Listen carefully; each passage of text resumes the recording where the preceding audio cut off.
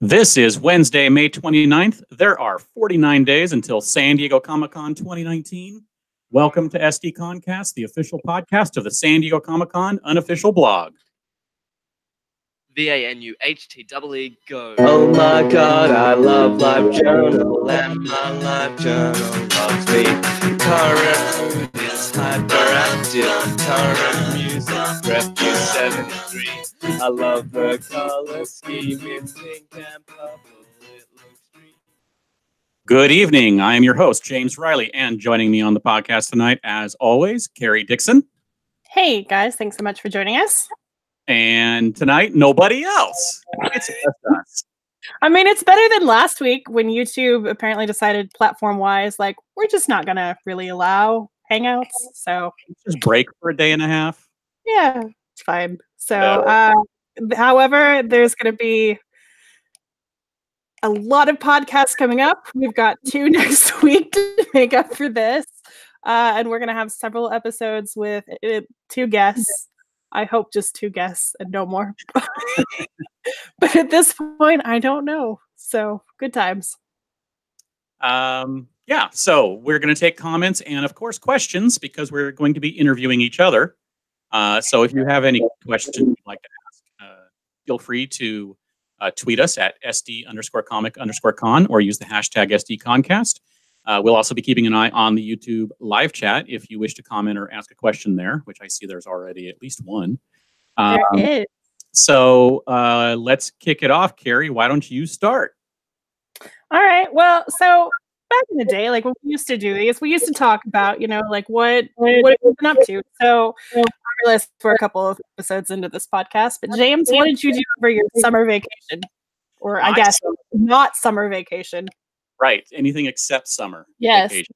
Let's see. I went to Gallifrey 1, the Doctor Who convention in February. Went to WonderCon.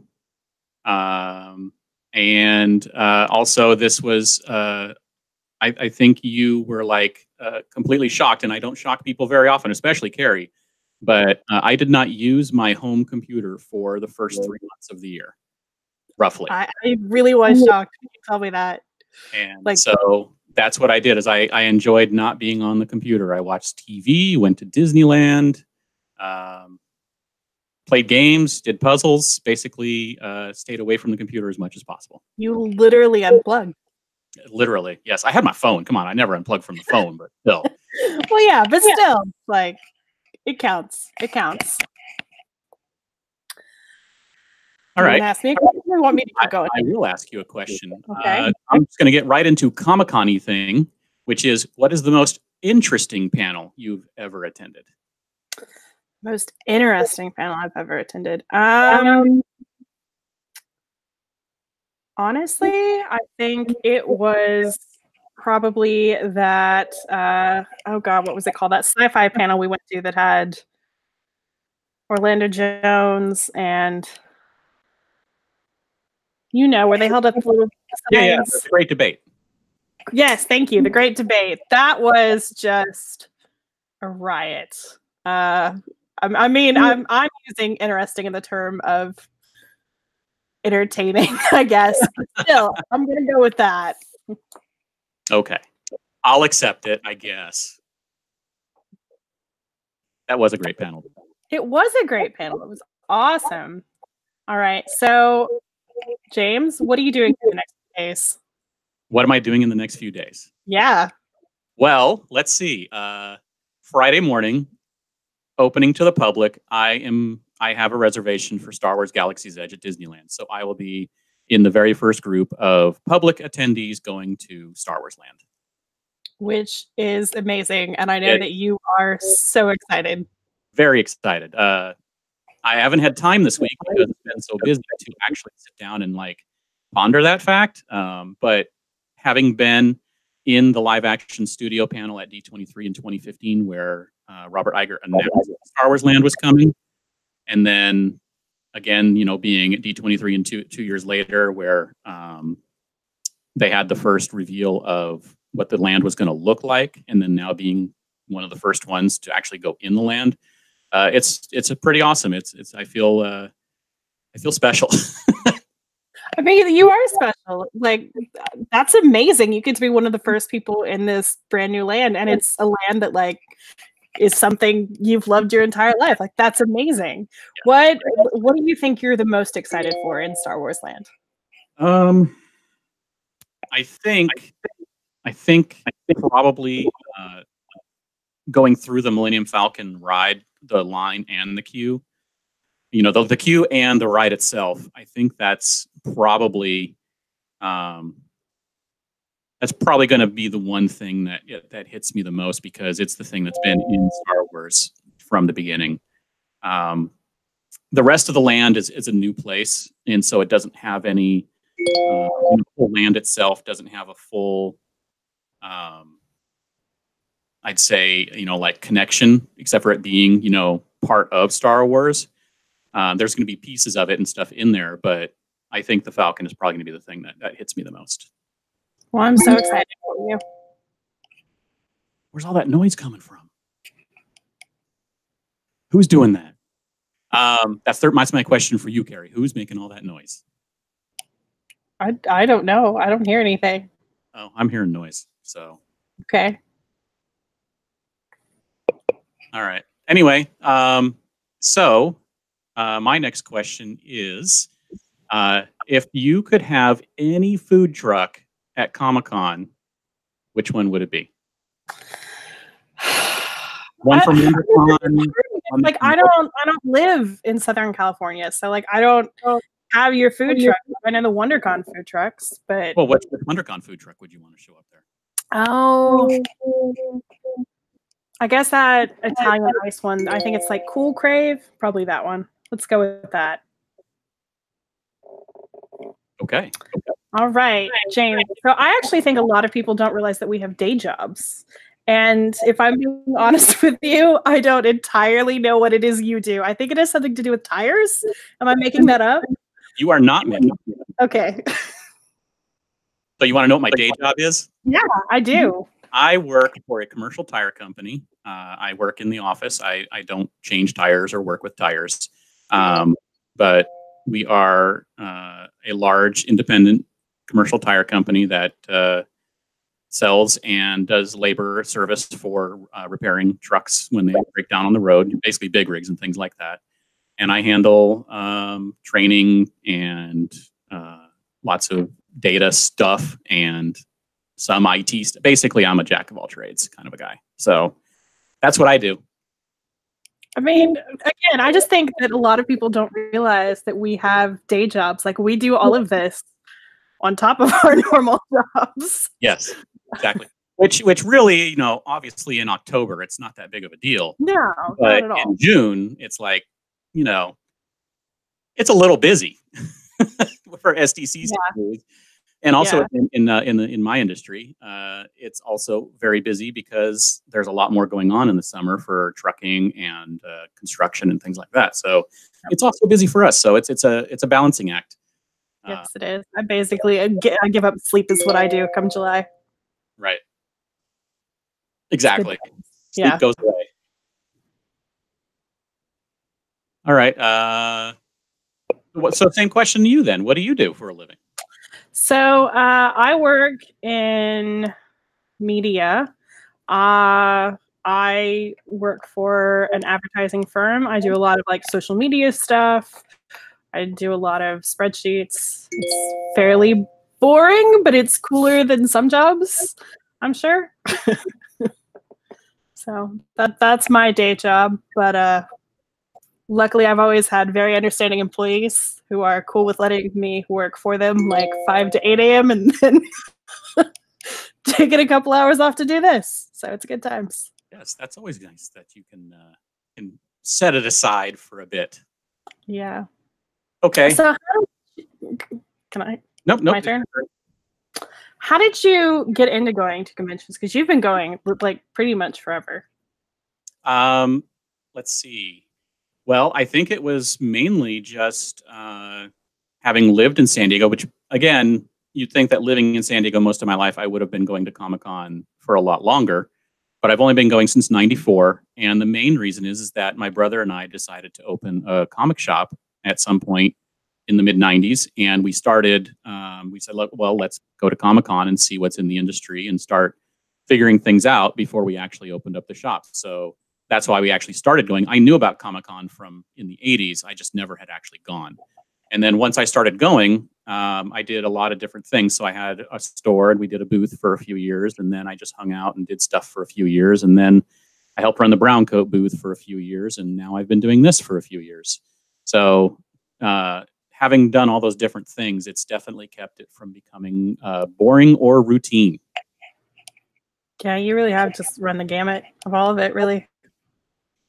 Maybe my final career in life will be running Comic-Con. Maybe.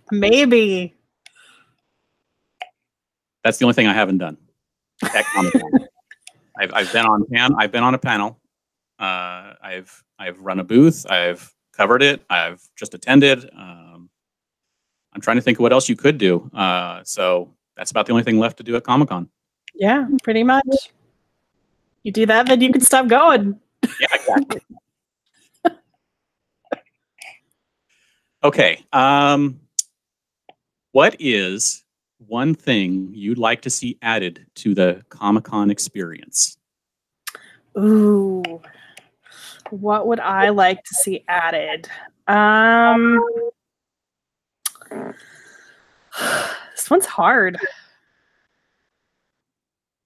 Thing I would like the most out of Comic-Con. To be perfectly honest with you, I think that hotels cause the absolute most stress for attendees. I think it's the hands down worst part of attending Comic-Con is that whole mess. And I've said for years that I think the way to resolve that is to do like a live sale spread out over like 2 weeks. And literally, like, you get assigned a 30-minute time slot. They only let through a couple people at a time so that it's not like 300 people going for the hotel that only has 10 rooms. And then that way you don't have roommates doubling up to get extra rooms. You don't have, like, to me, that solves the problem. Right. So if I could add something to the experience, I would just revamp that whole process. All right. And as a second part to that, what is something you'd like to see taken out of the Comic-Con experience? Which, I mean, is that hotel thing, but think of something different. Yeah.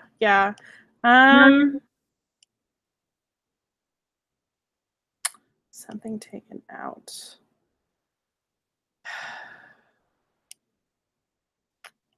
I don't know. You know, I mean, look, sometimes we give Comic-Con International a hard time. But they run a fantastic convention. Okay, no, you know what I would like to see taken out? I think we don't announce the schedule until 2 weeks before the convention I get it, but I think it's dumb. Like, even after you announce it, like, stuff changes. Like, just announce it a little earlier. So I would do away with that rule. But if anyone from programming is listening, they probably just had a small heart attack. Oh, I'm sure they did, and I'm sure they're like, she has no idea. Like, it's not ready until like 5 minutes before we push it live. But again, I mean, the convention's super well run. Like, they do a lot of things right. Like, yeah, we have some gripes every year. There's a couple of logistical things that they should fix, but in general, like, Comic-Con knows what they're doing. Yeah, exactly. I mean, this is year 50. You know, if you're doing something for 50 years, hopefully you've got a few things dialed in. Yes, absolutely. So now that you've talked about kind of how you got involved in conventions, how did you actually get involved in doing the blog? Because you were here long before I was. So back in, when did the blog start? 2009, because we're 10 years this year. I think it was 2011 when Jeremy had started working for the blog after going in 2010. Zach Young was still the one who owned the blog and was running it. And Jeremy came in to help out, and he contacted me. I don't know how or why. Maybe because I was tweeting at some point in the hashtag and he noticed or something. I don't know. But he asked me if I wanted to write a few articles for the blog, and I did. And so I wrote, the first one I think that I published was about my history at Comic-Con and what I've done there, which you could, if you search in the history of like one of my first posts, you can find it. And I wrote a photography tips episode, or article, and then something else that I can't remember right now, but it might have been about the brown coats or something like that. But I did 3, and then after that, he asked if I wanted to help on a podcast about Comic-Con, and I think we started that the very next year in 2012. And so I've been doing it since. And the rest is history. There you go. Okay. So you've been to Hall H like once or nuts? I've been, I think, twice. Twice? Okay, so since you barely go and you really don't, once, maybe twice. You don't really want to go because most of the stuff in there is not something you need to see, and also you don't feel like waiting in line. But yeah, what would get you in there? What would get me in there? I don't know. I mean, like, I have no problem with camping out. I have no problem with waiting in lines. Like, I do it every single year for Ballroom 20. In fact, last year I think was the very first year of ever attending where I didn't camp out. I just am way more into TV than I am movies. And the TV that I am into is like, I don't care that much about like Game of Thrones, or, I mean, I like Game of Thrones, but I would not like wait 40 hours to see it. I don't like The Walking Dead, so I definitely wouldn't wait for that. I don't know. So I think it's just the stuff that I'm into now. Like if Veronica Mars this year is in Hall H, like I might go to Hall H. It'll never happen, but if The Good Place was in Hall H, like maybe I'd go to Hall H. It's just the stuff that I am into is not in Hall H, and plus like the lighting in there is terrible and you're way far away, and I'm not a big Hall H fan. Yeah. Which, I am a fan of movies, more so than you, and therefore going into Hall H definitely has proved worth it for me, even though it is, yes, 40 hours of a wait. Sometimes. Yeah. And again, like I'll wait 40 hours. In fact, the first time I ever went to San Diego, I waited 48 hours on a sidewalk, not at Comic-Con, but for a Fall Out Boy concert. So like, I'll do it. It just has to be the right thing. Yeah, exactly. So. Okay, so you got another one for me? I do. So what is a fun fact that people don't know about you?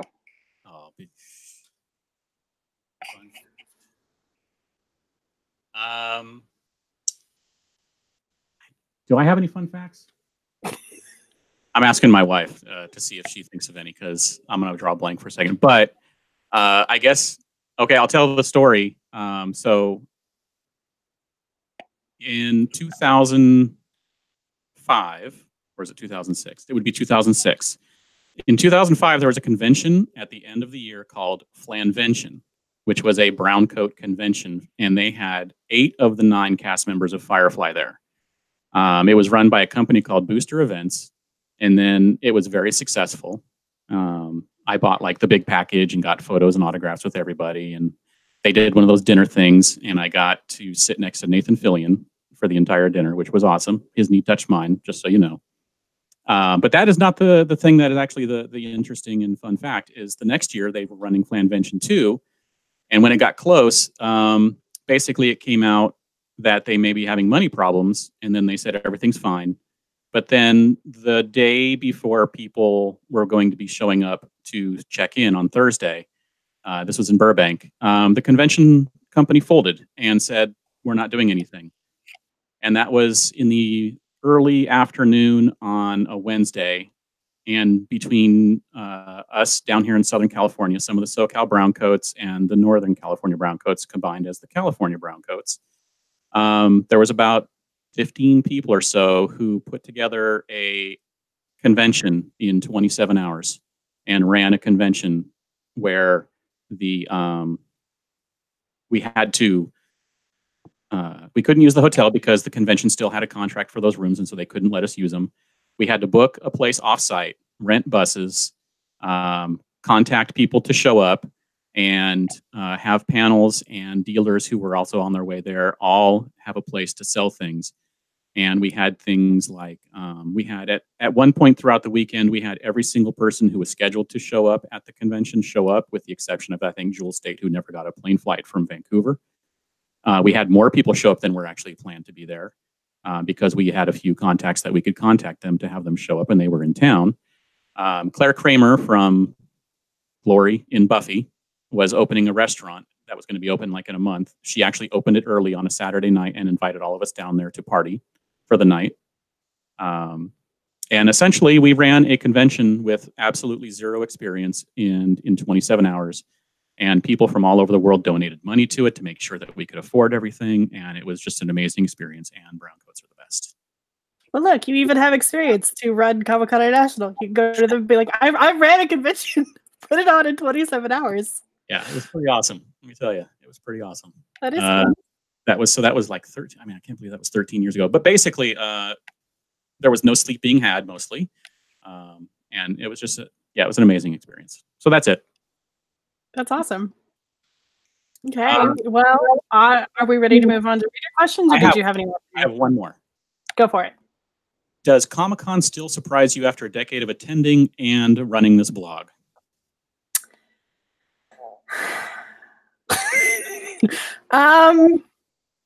Yes. I'm gonna go with yes. Like, it can feel a lot of the times like it's the same panels, it's the same people there every year. There are always surprises every single year. Even Comic-Con International, who, bless them, they do a lot of the same things over and over.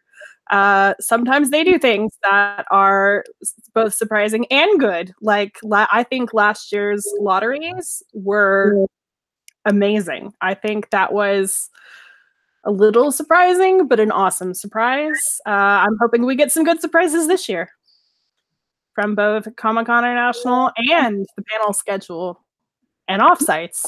So cool deal. Yeah. All right. So on to our reader questions. James, Robert asked, tell us about the history of our staff shirt. Last year? Was it last year? I think so. I think it was last year, that says, have you met James? And then yours obviously said, I'm James. That was because the year before, when we had our party / meetup at the bar, most of the blog staff is behind the scenes, and they do not like talking in public, as evidenced by the fact that most of them do not come on the podcast. And so when we were at the party, being the social, not, what is it?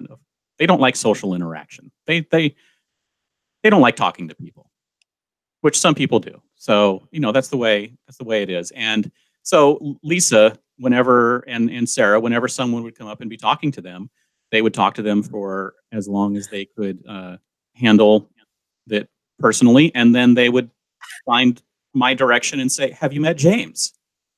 To get the person to go and talk to me, because I talk to people. You do. You do. So basically all night long, that's what they were doing. So I had an unending stream of people who wanted to talk. And so I talked all night. Yeah, you did. And that was also the time I had abandoned you all to go to the Westworld offsite for an hour. Yeah. So, yeah. So that was the deal. That's why Have You Met James is a thing. Yes. And actually, my wife got one of those shirts, but she doesn't like it. So I wear the shirt sometimes just for fun.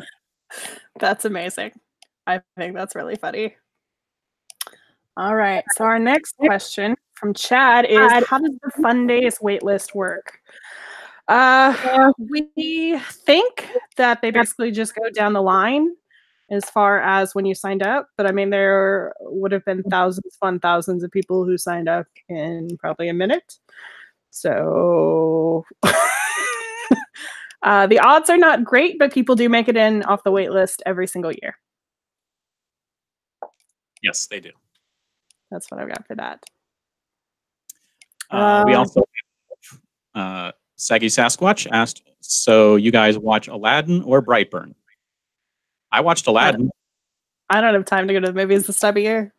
I don't see anything like May to July. I make time, but Aladdin was much better than expected, and the new song I thought was great, and Naomi Scott can sing, so that was awesome. And I thought it was really good. I thought Will Smith did a really good job because he didn't try to be Robin Williams. He tried to be Will Smith, which is perfect. It is perfect. Well, I'm excited to see it in August. All right. Big Wally asked tips and tricks for a first-time Comic-Con goer, especially if going alone. We post a lot of tips and tricks leading up to the convention. We even have a post about like if you're going alone. And I've done the convention alone several years. I've gone when like there wasn't anyone I was like hanging out with the whole time. But you make friends. Just be open. I mean, you're reading our site. That's already half the battle, right? You're trying to get informed. Yeah, getting information ahead of time is probably one of the most important things you can do to prepare for Comic-Con. I agree. And there's so much information, and I know it can feel overwhelming, but just like read what you can, feel as prepared as you can, and when you get there, like everything's going to be fine. Everyone's so nice. Like people will answer your questions if you ask them. So and people are pointing out when you're in line, make line buddies. Don't be afraid to talk to the people in front of you in line because everybody's there for the same reason. And you'll find that people are mostly willing to chat at least a little bit, so you can get to who's in front of you and behind you, and if you have to go to the restroom, they're going to handle keeping your place because we're all in it together, and that's right. So definitely that. And plus, there's people who've made friends. I mean, having gone for so long, I have people that are my once a year friends that I see only once a year. Yep, I've got the exact same thing. Real quick, Holly Henning asked in the chat, what does my shirt say? This is our staff shirt from a couple years ago, and it says attempting to take the Shruggy out of SDCC since 2009, which is what we do. So, J.R. Wetzel asked, James, what is your favorite photo you've ever taken at Comic-Con? And what photo did you take that came out completely different than you thought it would? Wow. Favorite photo I ever took at Comic-Con. That's a tough one. I think mainly because of how it worked was the very first photo I posted on the Geek Shot exclusive series. I think it was the very first one. It's one of the little girl asking a question at a Hall H panel dressed as a Dalek. And I took that one when I was also doing some work for a small magazine a friend had started covering con culture and geek culture. And she had to fold the magazine fairly quickly, so I never got to use anything of my photos in that. But when we started the Geek Shot thing a year or so later, I remembered I had this photo, and I also had the release from her mom, which is another story in itself, how I got that. I had taken the photo, but it's because when she was asking a question, I had just been walking from one side of Hall H to the other to get to the press area, and just happened to see her standing there. And I just grabbed a picture real quick and then ran on to where I was going, and it just came out, near perfect. But I couldn't really use it for the magazine. But hours later, I was exiting a restroom in the lobby, and the family was just standing there, and it just happened to be the same exact family. And the little girl, she was around 10 years old, was standing there. And I talked to her mom, and I'm like, I took a picture of her, and I was wondering if I could use it. And she got, I got her to sign a release so I could. Just randomly, being able to find her hours later was amazing. And so that became the first photo of the Geek Shot exclusive series. And that's so I think that's probably my favorite photo comment. I mean, I've had tons of panel photos that were awesome with people getting a chance to shoot the original Star Wars cast with Carrie Fisher being there in 2015. Those kind of things are really special as well. It's just the one with the Dalek girl has such a good story behind it that I think that one's my favorite. Yeah, no, that's awesome. That's amazing. As turning out completely different than I thought, that's a little harder because typically most things I take, I'm intentionally taking them, and also it's really hard to have a surprise happen in a photo in a panel. So I'd have to go through the photos I've posted and look and see if they came out a lot different. But I think most of them pretty much come out as I'm hoping they do. Biggest surprise is that the water bottles just keep getting bigger. Right? Actually, they will not. They should be shrinking this year. Actually, That's good. That's good. It's good to hear. All right. Denny asked, do you think Mezco will be a lottery? No, I do not. They are pretty small. Truthfully, I think the only people who probably have a decent shot at becoming a lottery if they want it is Funimation, just because that was such a mess last year. So I feel like if anyone gets added to the lottery this year, it'll be Funimation. But who knows? Sarah H. asked, James, what was the panel you were on and would you do it again? It was kind of like not really a panel. It was a screening of Dr. Horrible that the Browncoats started running back in, I think, 2009. But we were up on stage as the people running the panel, and we did a little intro, and we were up on the stage for like 3 minutes or something like that. So theoretically, yeah, I'd do that again. I'm interested in someday being on a panel just to see what it's like. I did panels at other conventions, but at Comic-Con, I've actually never done a full panel. But that was it. Browncoats, most of the stuff that has gotten me inside deals, like seeing the floor before it opens is through the Browncoat stuff. Yep. David Norwood asked, where do you line up for preview night? James? For preview night, you line up upstairs, don't you? Don't they let you in upstairs? I'm pretty sure. Yeah, I'm pretty sure you wait upstairs. Yeah, they send you upstairs. It's not like all the rest of the days where you're outside lining up, starting from Hall E and going out to the Hall H area for the floor. Everything else line. Yep. Yeah, go inside and follow where all the crowds are. You can also just wait, and wait for the front doors to open if you don't have anything that you need to do like instantly, and just wait for the front doors to open and walk in. Yeah.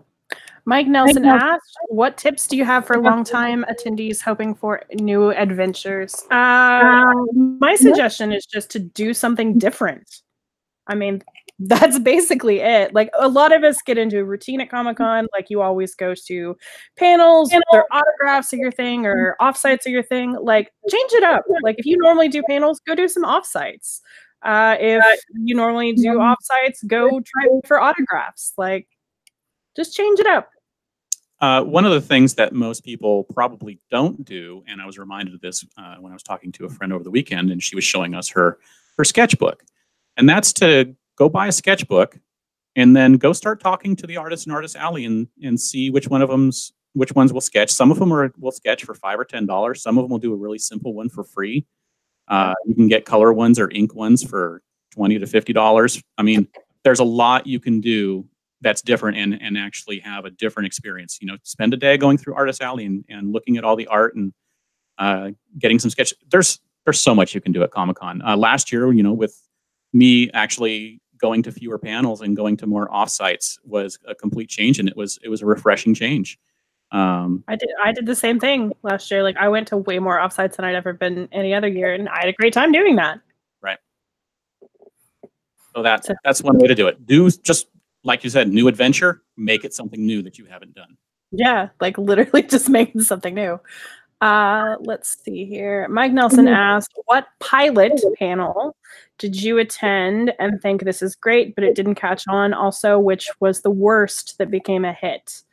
I mean, the worst pilots are always CBS for me, but I also always sleep through those, so I'm not sure that totally counts.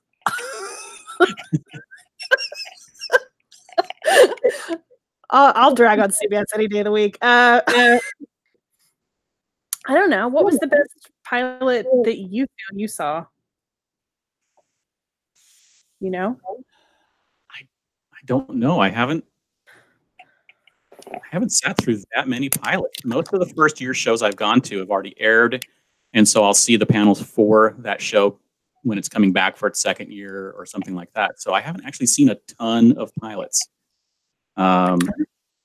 And on the years where there were ones that I probably would have been interested in seeing were the years I was running the brown coat booth, which means not leaving the brown coat booth for 4 days. So I don't have an answer for that, actually.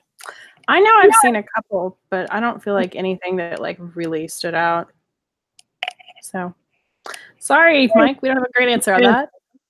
Let's see here. What else do we got?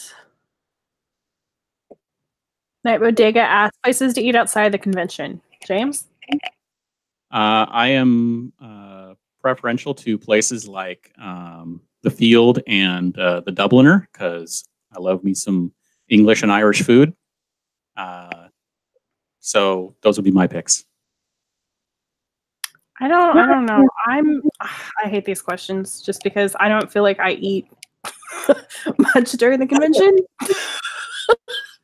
So we go to Spaghetti Factory every year, I guess, but that's not like amazing. So it's not special. It's not San Diego. Go to Hodad. Come on. Yeah, I've never been to Hodad's. So I don't know. You know what though? I finally went to San Diego when it's not con season, and we ate at that Richard Walker's pancake place that always has like a line of 200 out the door during Comic-Con. It was really good. It is. It's very good. I went there. I was smart, and I went on Monday after Comic-Con one year when the line was only about 30 people. Very smart. Very smart. Let's see here. Sarah H. asked, what thing, event, or panel are you most hoping will come this year? I hope it comes, but I kind of don't, and that's Star Wars. Because I know it means waiting in line forever, but I also want to see everyone one final time before the trilogy ends and the saga is over. So, Star Wars. Yeah. I'm going to go with Veronica Mars. Just because I love Veronica Mars, and I think Hulu would be insane not to bring it. So, some of the restaurants that are in the chat that are mentioned are Lolita's, which is awesome, Hodad's and Bub's, Brian's 24. So there's a few spots for you. And then of course the mainstay right there in downtown, the breakfast place. Can't remember the name right now. Broken Yolk. There you go, Broken Yolk. That was good. Yeah. Even at night. Yeah. Yummy. All right, and then Tania Morrison 75 asked, "Who's the most famous person you have met at Comic-Con?" James. I guess Joss Whedon. I've met Joss Whedon. Yeah, well, Joss Whedon woke you up, so you have a better story. But if you want to see me being dumb, watch the documentary Done the Impossible, which is about the fan story of Firefly. And when Joss Whedon's being interviewed, it's at the Brown Coat booth at Comic-Con 2005, and I'm standing right next to him, so I come into the shot randomly because we were still selling stuff and talking to people. So every once in a while when Joss makes a joke, you see me laugh in the background, and I look like an idiot. So you can go watch that to see my interaction with Joss. I've talked to him before besides that, but I think Joss is it. I did meet, what's his name from X-Files, one of the three guys. The lone gunman. On here. I met him on the floor at like Comic-Con cool. in 2001, something like that. Got a picture with him back then. So that's about it. And Kevin Smith once. But everybody met Kevin Smith, I think. Yeah. That's cool. I don't know. I feel like I've met a decent amount of people, but the most famous? I mean, it might just be Joss Whedon. It might just be Joss Whedon. Yeah, for anybody who doesn't know, the year of the 10th anniversary Firefly panel, I fell asleep, and Joss came down the line, and I was like the 10th person in line, but I was the only one sleeping, and so he like knelt down to take a photo with me, and of course everyone gathered around with their phones and cameras, and I wake up and Joss Whedon's face is like right there. So that was fun. That was awesome. And a little terrifying. Joss was a little drunk that night. Yes, it was. He walked down that entire line just randomly, and he had like a donut of people around him the entire time, walking down, just taking selfies and signing stuff at, what was it, 1, 2 in the morning, something like that. It was hilarious. Okay, this might be our last question. Mike asked, any thoughts on who or what rounds out Balboa and House of Blues? I feel like Balboa already has a pretty full schedule. Honestly, I know we might get 1 or 2 more things, but I feel like their schedule's pretty packed. And honestly, I don't feel like House of Blues has had anything relevant to Comic-Con in years. Right. Is my answer. But I think we're going to get a whole bunch of really cool offsites still to be announced, so don't freak out. There's still plenty of years to come. Don't worry. We're still only at the end of May. Yeah. All right. Do we want to get into the news? Sure. Okay. First up is parking. Yes, parking is still available. Convention center sold out. Is the Bayfront sold out yet? Do we know? Because it's in group 3 now, right? I'm pretty sure Bayfront sold out, but don't totally quote me on that. So after this will be group 4 next week, and then it will go public live to everyone who wants to get parking. Yep, because there's only 4 this year. So since we didn't have a podcast last week, thank you, YouTube, but we have news from last week as well. And we had done our annual, these are the TV shows that we think might come to Comic-Con. We did it for broadcast, we did it for cable and streaming, we did it for the family networks. So if you are wondering if any TV show might show up at the convention, you can go and look at our predictions there. And also this week, the blood drive appointment system is up and running. So you can make appointments to give blood during Comic-Con, and you always get some cool stuff for donating blood. It's the Robert A. Heinlein Blood Drive. And you can donate any day, Wednesday through Sunday. And we have the links on the site for where to make appointments. Yep. I'm just going to do this one. The Coronado Island Ferry is, I mean, it's always there, but they're bringing back their Comic-Con schedule, which basically means that they start and run just a little bit longer to help out the con goers, and tickets are super cheap. So if you were staying on Coronado Island, go check out that schedule, but it's super easy. And on-site childcare registration is also open. It's being run by Kitty Corp. It's going to be available Tuesday through Sunday. And the price range is $10 an hour for kids 6 months to 2 years, $8 for kids 3 to 12. But after June 17th, the prices go up to $12 and $10 respectively. If you're an exhibitor, the program is free during setup and teardown. So that's pretty awesome. But registration is first come, first serve. So if you need childcare, sign up now. And it's a super useful service. Like, obviously, I don't have children, but I hear that every year, is that it's awesome. All right. James, you want to talk about offsites? Offsites. First offsite was one, again, because we were down. Fun Days went on sale last week. Last week? Yeah. Something like that. And immediately sold out in roughly 10 seconds, I think. I think 10 seconds is giving it a lot more credit. Yeah. So, it seems like they went a lot faster, and there were a lot more people who didn't get tickets. So there's a wait list. If you go to the site and click on the tickets, it will have you join the wait list. So if you're interested in still trying to go, go. They also have run a contest the last 2 years, correct? So they may run a contest for you that you can enter if you want to try and get tickets. Speaking of sold out events, the Neopets party is sold out. Last year it was a paid event. This year it's free, but the free tickets on Eventbrite have sold out. However, they have said that if you did not get one of those tickets starting at 7:30 p.m., they are going to make the event first come, first serve. So if you really want to attend, it's swing by. Like, odds are you can get in. And that, for the record, that's true of a lot of these free events that sell out. Like, if you really want to go, if you're really into whatever it is, like, go check out the line. A lot of times you can still get in. Why don't you handle the Adventure Zone too? Sure. So the Adventure Zone tickets also went up. And that is it's a podcast, right? Yes. It's a podcast but they're doing a live reading of their new graphic novel. The show will be Friday, July 19th at 7 p.m. Tickets start at $43. You can go get them now. The Awesome Mixer Volume 2 is coming to Flux Nightclub on Friday, July 19th from 8 p.m. to 2 a.m. It's a returning event. Which one did they do? Did they do the similar thing last year? I think they only did Ready Party 1 last year. This year they're doing 3 events. I might be wrong on that. Supposed to have DJ Yondu, the Ravagers Band, and special guests, including the stars of Stargate, Farscape, Shrek, and more. Tickets start at $25 for early bird and go up to $35 once early bird is sold out. There's VIP tickets for $75 to $100. I think tickets are available now on Eventbrite. Yeah, they are. If you are a fan of Bob's Burgers, the annual fan meet up is back this year on Friday, July 19th at 3 p.m. Typically, some of the cast or creators show up at this, so if you're a fan, make it a priority.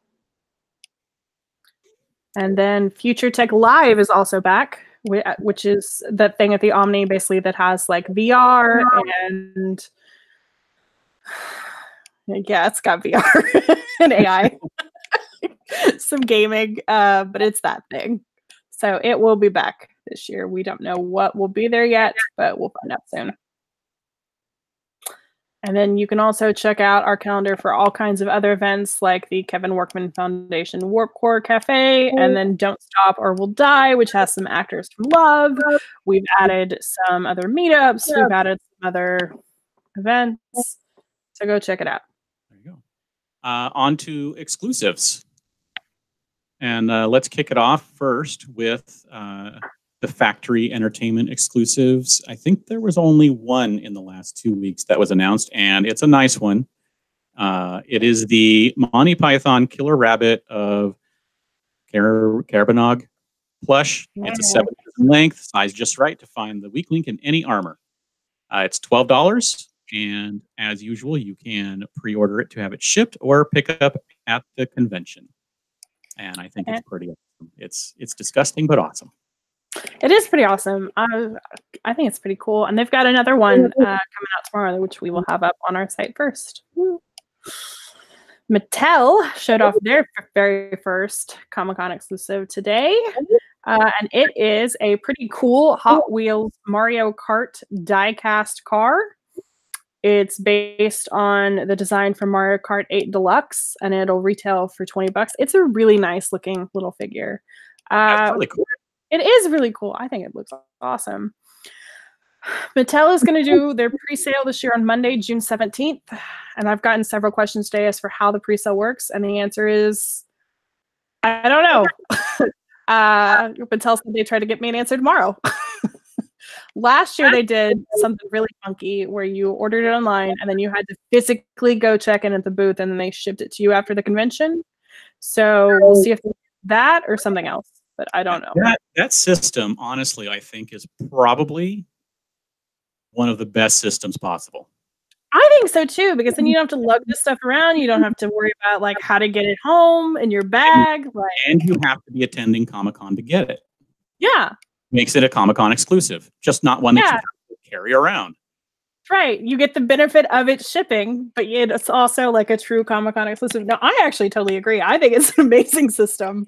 And not only that, but like there were complaints for years about how they ran their like pickup at Comic-Con. So like this is everyone's happier this way. It's great. It's great. All right. Let's see. Okay, so next is NECA. You handle that one. You know that. All right. So NECA has started to announce their exclusive. They've announced 3 out of 5. Maybe it's 6. But they have announced, I'll start down here at the bottom. The first one that they announced was for World Turtle Day, because NECA always does World Turtle Day, the Capture of Splinter 4-pack, which is exactly what it sounds like. So if you're a Teenage Mutant Ninja Turtle fan, you probably already know that NECA makes the nicest figures of the turtles around. The set will retail for $125. It looks really nice. And then they announced their Pennywise the Clown, which he's a little bit different in that he's based on the Dairy Charter engraving. So he's got like some really cool detail on him. He's only $30. And then yesterday they announced a Karate Kid John Kreese 8-inch clothed action figure. It's fully posable. It looks pretty cool. He's 40. And then today they announced a young John Connor figure from Terminator 2 Judgment Day. 7 inches, 25 points of articulation. Comes with a dirt bike. Comes with a whole bunch of extra accessories, and that one will retail for $50. All of these will go up for pre-sale on June 5th through June 7th. They'll have limited inventory each and every day at 10 a.m. If you don't get it there, you can try for it at NECA's booth, and it will sell out online. So that's my NECA spiel. So we had a couple of questions about NECA, which is, are the NECA toys hard to get at the convention? It just depends on how many they make and how popular the license is, and if it hits the sweet spot of demand and availability. If you are concerned, I would definitely try for the pre-sale. Yeah, it's the easiest thing to do. Yeah, it is, and you get 3 chances. So. Sir Lester Smeg asked, do you think that NECA will have another Turtle exclusive? I don't think so. They'll probably have a Predator or some other license, because they usually do an Alien or a Predator each year too. Mm-hmm. So maybe one of those. But Terminator may have taken that spot this year, so who knows? I do not. All right. Let's see. Monogram has been revealing some exclusives. We have the Aladdin 3D foam magnet 4-piece collector set. That will be limited to 400 pieces and $20. We have the Toy Story 4 3D foam bag clips 3-piece collector set, limited to 250 pieces and $25. And we have the Stitch lanyard with enamel pins set. That will be limited to 1,500 pieces and $20. And you can pick up all of those at booth. Let's see if I find the 3645. There you go, 3645. And with each purchase of $50 or more at the booth, you will also receive a free reusable bag. Which is cool. They haven't done that before. So, yay. All right. Patrick Ballesteros showed off his first true Comic-Con exclusive. The other ones are really just kind of like making their major debut at the con. But his first true exclusive is a super cute 25-cent Wonders, which is his collection of where it looks like the kids are on like those old toys or the old rides that you'd find outside of grocery stores. This one is Danny and Dragons, and it features Daenerys with basically every dragon you can think of, whether it's Toothless or the dragon from the Never-Ending Story. There's a lot of dragons. There's a lot of dragons. It's really cool. It's limited to just 100 pieces, and it will only be available one day during the convention. He will announce the schedule closer to the con. Bluefin announced how many exclusives? Let's find out. I didn't have it open. They announced the Tamashii Nations Dragon Ball World Adventures exclusives, Figure Rise Standard Super Saiyan Gogeta. That's about it. You think I know? Okay, so let me preface this statement, though. Okay, so I think this will be at the Bluefin booth, but if I'm wrong, don't hate me. Because where else would it be? So yeah, so I think I put in this. So according to the announcement, it is Figure Rise Standard is the label, which falls under Bandai Gundam, which in the past has been offered at the Bluefin booth, but like it's also part of Bandai, so like who knows? I'm hoping for the best. It'll be somewhere at the con. Yes. And speaking of Tamashii. Yes, so these I feel much more confident in. Tamashii Nations is bringing several of their Dragon Ball World Adventure Tour exclusives to the convention, including an SH Figuarts Ultimate Sun Gohan event exclusive color edition. We don't know prices on any of these. And then they've also got an SH Figuarts Golden Frieza event exclusive color edition and a SH Figuarts Goku Black Super Saiyan Rose event exclusive color edition. and a Figuarts Zero Super Saiyan God Super Saiyan Gogeta of an exclusive color edition. It's a whole bunch of awesome Dragon Ball stuff. And if you are a fan, head to Tamashii Nation's booth. And Iron Souls on the chat said the Figure Rise stuff was at the Tamashii Nations booth. Ah, see, I'm wrong. So there you go. See? And the final exclusives one of the last exclusives we have today is Kid Robot. They came out with their list of exclusives, and the list is pretty awesome. They have the Kid Robot X Gretsuko Rage 6-inch vinyl art figure, red glow in the dark. It'll be limited to 500 and retail for 40.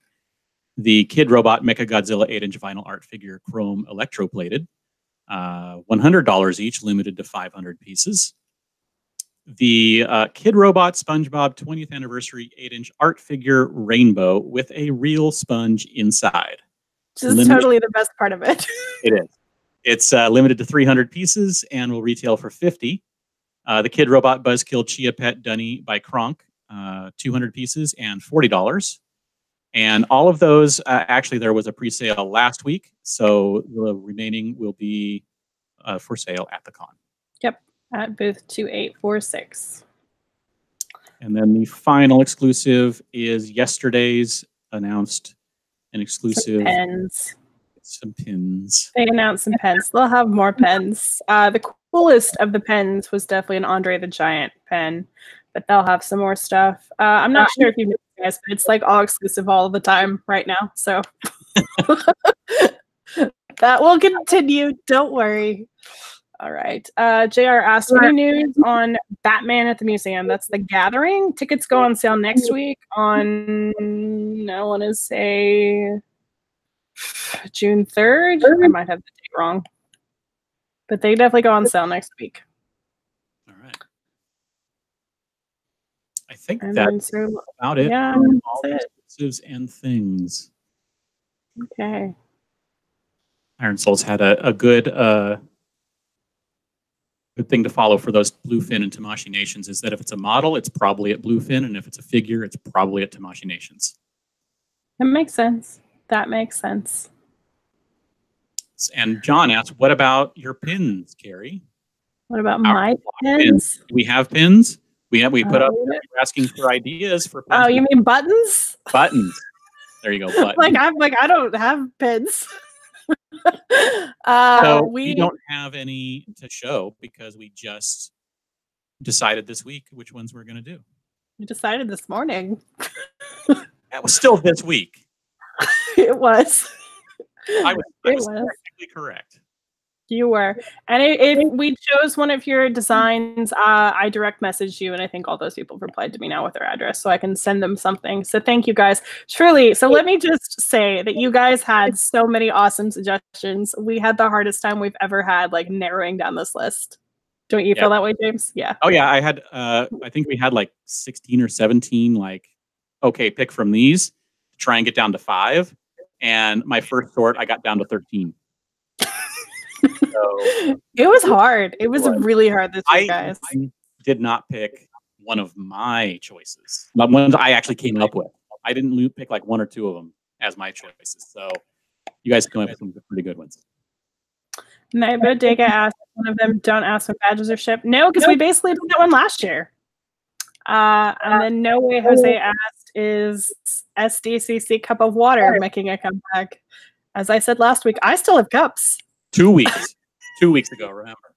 2 weeks, that's right. Yeah, we still have cups, so there still will be cups of water at Comic-Con on a random piece of grass. Yes, yes. We did find a rather small piece of grass to do it on last year. I was very happy with that. We will probably go back to the same patch of grass. Right? We are creatures of habit, guys. So if you know where it was last year, just, be ready. Get your cup. It's small, it's plastic, it's got a logo on it. What more could you ask for? And we give you actual water, just to clarify. It's not just a cup. Not like, scooped out of the gutter or anything like that. No. It's sealed still, don't worry. All right. I think that's about it for tonight. Hey, look at that. We have almost almost hit an hour. Look at that. I know. All right. Shocking.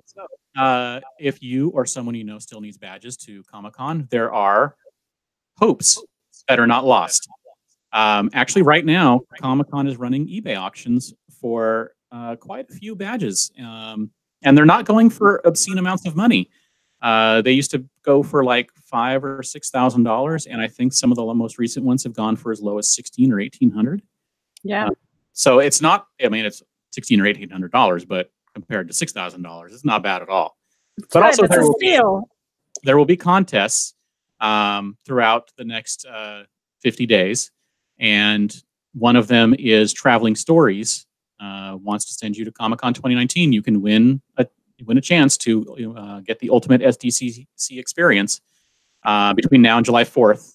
You can enter. Just head to our site onto the contest tab and find out that one and any others that may show up. Yep.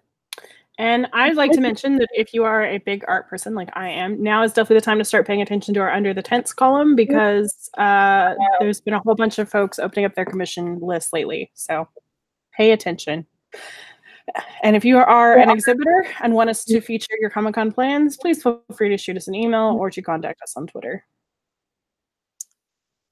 Attendee of the Week is running every week. If you would like to be considered, head to our Attendee of the Week post and submit your entry.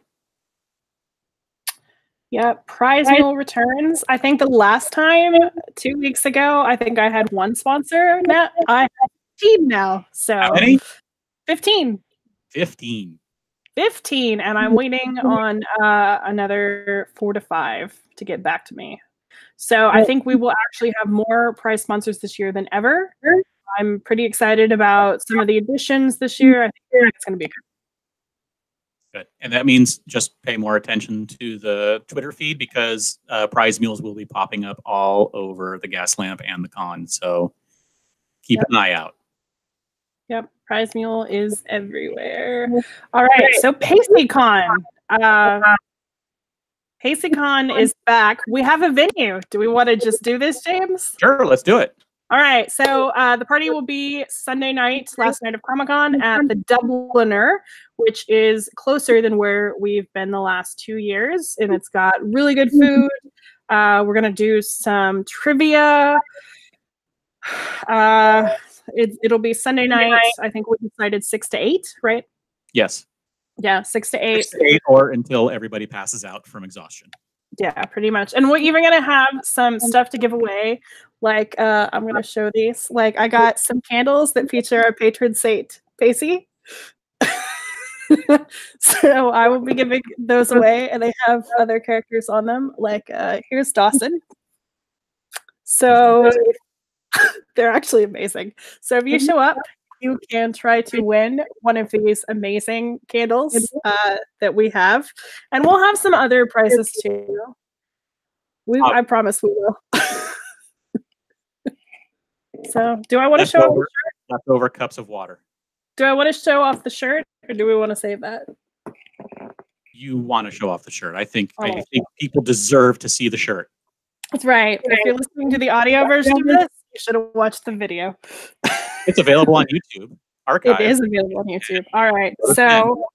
So we had our lovely designer Sarah created these, and they look awesome. So this is the PACECon shirt. It's very 90s, and I think it looks awesome. So we'll be giving these away at the con. We'll be giving some away on Sunday at the party. So it'll be a good time. Yeah. That's awesome. So that's what I've got for you. I'm gonna wear that. I am too. Okay. Somebody asked, do you have to pre-register for PACECon? No, you do not. You can just show up.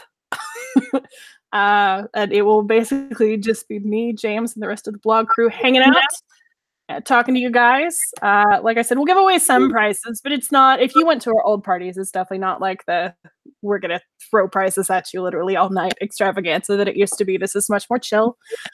But we will have trivia, like I said, and I think we may even have a coloring contest. Ooh. Wild and crazy into your Comic-Con. That's right. When we said it's the after party, that's actually after Comic-Con, we weren't kidding. We know how to party. That's right. That's right. All right, James. Join us live every Wednesday until Comic-Con for all the news, views, and special guests leading up to Comic-Con 2019. That includes a bonus episode next week on Tuesday to make up for missing William Stout last week. So William Stout will be on Tuesday, June 4th at 6:30 p.m. Are we having any other guests on that day? No. I think, however, no. He couldn't do it that day. Okay. So we've only got one guest on the 4th, but then on Wednesday, we've got two guests.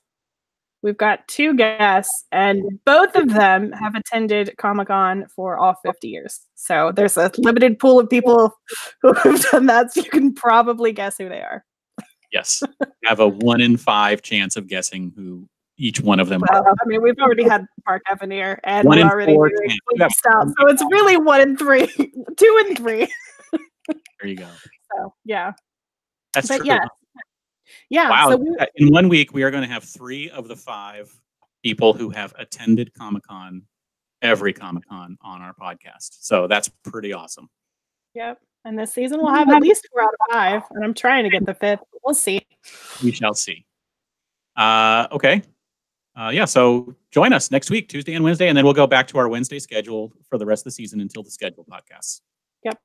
You can also sign up for a newsletter. I'm not sure if you've noticed this, but we are actually sending them out every week. Oh my God, I can't believe it.